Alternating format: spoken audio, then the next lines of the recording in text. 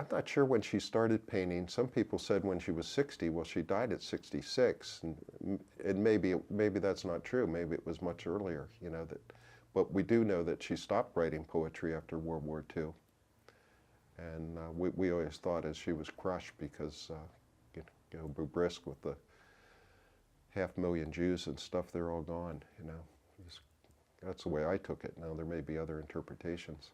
But when I saw these paintings, I was like, you know, technically, she probably, you know, if she did it for 50 years, it'd probably be better technically, but you can't repress this woman's feelings.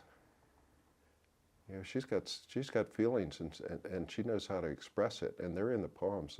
In my parents' house, and my sister Celia has the paintings that our family had, but all the sons and daughters had paintings, and one is it's probably the New York Philharmonic, you know. And I don't know if you've ever seen this one, and the bows, and that, you know, you can see the movement and so on. Another one is self-portrait of my father. Another one is a watercolor of a dancer, so on. But really strong, you know, in terms of expression.